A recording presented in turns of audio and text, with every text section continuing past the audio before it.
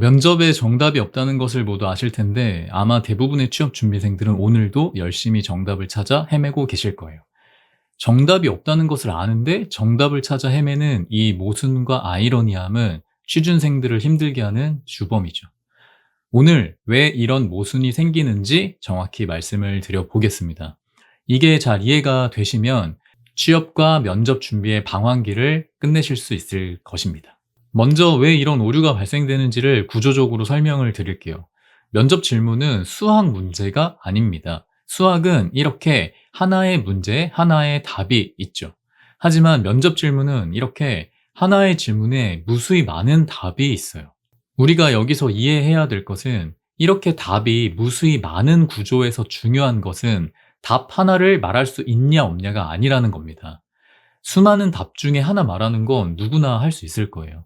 따라서 우리가 취업 면접에서 중점을 둬야 하는 것은 이 하나의 답이 아니라 그 답을 선택하게 된 과정이라는 것입니다.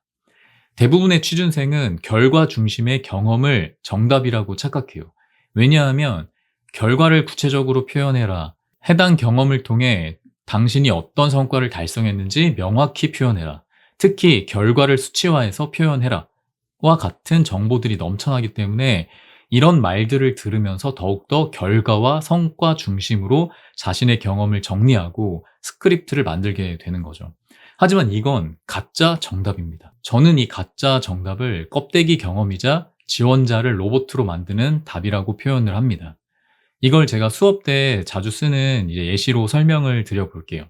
팀 프로젝트를 4명이서 수행을 하는데 주제 선정에 갈등이 좀 있었지만 원만하게 해결해서 A+라는 점수를 받았다고 해봅시다. 만약 우연히 이 4명의 친구가 똑같은 회사의 같은 조로 면접을 본다고 해볼게요. 이 4명은 모두 팀 프로젝트 수행 시 주제 선정의 갈등 문제를 잘 해결해서 A+라는 점수를 받았다고 이야기할 수 있을 거예요. 거짓말이 모두 아니죠. 그런데 대답은 다 똑같아요. 누구를 뽑아야 될까요? 이들은 같은 경험과 결과가 있으니까 역량이 모두 같을까요? 이 중에 무임승차자는 없었을까요? 여러분들이 면접장에서 정답이라고 이야기하는 대부분이 이와 같습니다. 리더를 한 사람은 리더십을 어필하기 위해 리더를 했던 경험, 그리고 그때 달성한 결과를 어떻게 표현할지 고민해요. 여러분들이 정답을 찾는 과정이 이와 같습니다.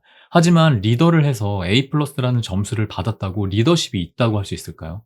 여러분은 누군가가 자진해서 리더를 맡았는데 욕심이 많고 강압적이어서 짜증났던 적 없으신가요? 리더를 했다고 해서 무조건 리더십이 있는 게 아닙니다. 그리고 면접관들은 이걸 너무나 잘 알고 있어요.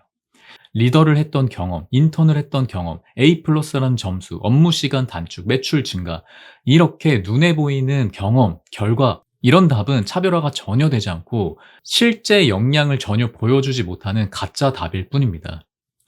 그래서 우리가 찾아야 되는 진정한 정답은 과정이에요. 여러분들이 찾고 있는 정답이 가짜 정답인지 진짜 정답인지 어떻게 정확하게 구분할 수 있을까요? 쉽게 자가 진단을 할 수 있도록 도와드려 볼게요. 여러분 스스로에게 이렇게 질문을 바꿔서 던져보세요. 만약에 팀 프로젝트에서 A+를 받았다면 팀 프로젝트에서 A+라는 좋은 점수를 내기 위해서는 어떠한 지식과 태도, 자세 등이 필요하며 중요한지, 이 경험을 통해서 배운 점이 있는가? 리더십을 어필하고 싶다면 리더 역할을 맡아 팀을 이끄는 경험 속에서 좋은 리더란 어떤 지식, 태도, 자세 등이 필요하며 중요한지 배운 점이 무엇인가? 업무 시간 단축을 했던 경험이 있다면 업무 시간 단축을 달성했던 경험을 통해서 이 업무 시간 단축을 달성하기 위해서는 어떤 지식과 태도, 자세 등이 필요하며 중요한지 배운 점이 무엇인가?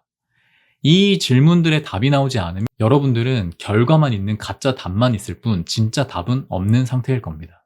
팀 프로젝트에서 A+라는 점수를 받았지만 무임승차를 한 사람은 팀 프로젝트에서 좋은 점수를 내는데 필요한 다양한 역량을 해당 경험을 통해 기를 수 없었을 거예요.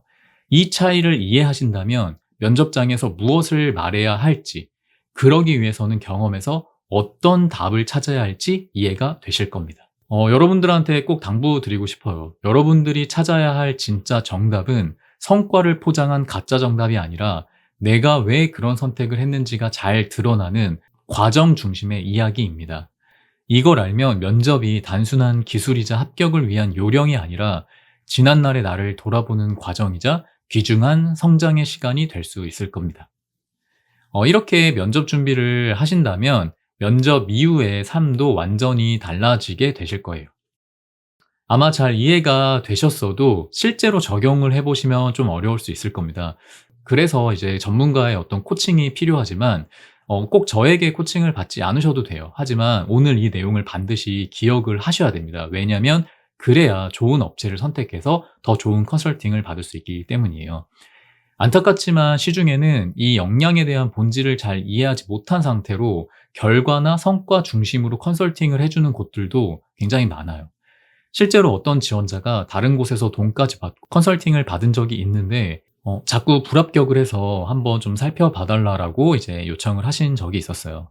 내용을 보니까 지원자의 역량으로 신중한 분석력이 있다라고 표현을 하면서 데이터 분석 자격증 취득 및 홍보 성과 20% 증진이라는 결과를 냈다고 강조를 하고 있었어요.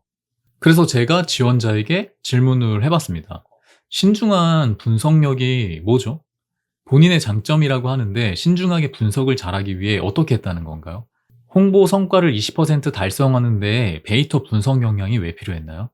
데이터를 잘 분석하기 위해 가장 중요한 것이 뭐라고 생각하십니까? 이런 질문들에 대한 답은 전혀 준비가 되어 있지 않았었어요.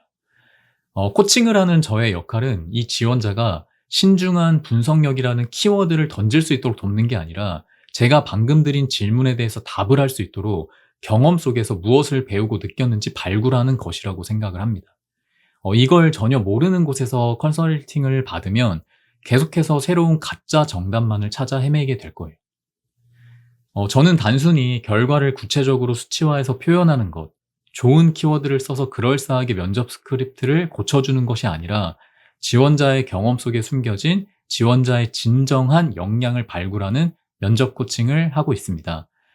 지금까지와는 다른 면접 준비를 좀 경험해보고 싶다면 편안하게 상담 및 코칭을 요청해 주시기 바랍니다. 여러분들의 취업 준비 기간이 단축될 수 있도록 그리고 무엇보다 이 힘든 시기를 의미 있게 보낼 수 있도록 응원하고 돕겠습니다. 감사합니다.